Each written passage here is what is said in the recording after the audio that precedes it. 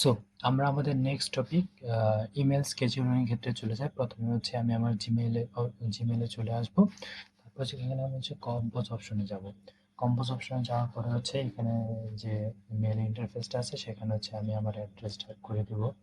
ধরুন আমি একটা অ্যাড্রেসে মেল পাঠাবো এবং আমি এখানে সাবজেক্টও ABCD দিয়ে দিলাম। যে সাবজেক্ট আমার কি সাবজেক্টটা পাঠাবো সেটাও দিয়ে দিলাম।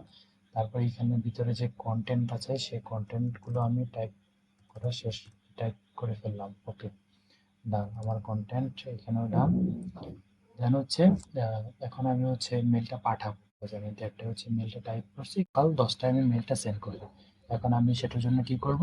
সেটার জন্য হচ্ছে আমি সেন্ড অপশনের পাশে যে অ্যারো চিহ্নটা আছে সেখানে যাবো। এখানে হচ্ছে স্কেডিউল সেন্ড নামে একটা অপশন আছে।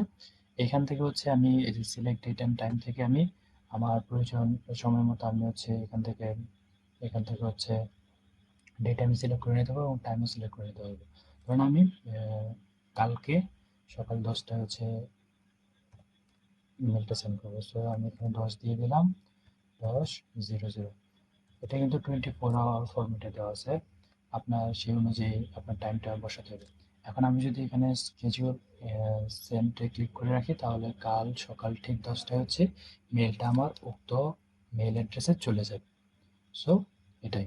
আর এখানে সবচেয়ে ভালো কথা হচ্ছে যে আপনি মেলটা স্কেডিউল করার পরে যদি কাল সকাল 10টায় আপনার কাছে ডাটা বা আপনার পিসি বা মোবাইল ফোন অফও থাকে, যদি ডাটা অন নাও থাকে তাও অটোমেটিক সেটা হচ্ছে সেন্ড হয়ে যাবে। সো এটাই। আশা করি কিছু হলেও বুঝতে পেরেছেন। ধন্যবাদ।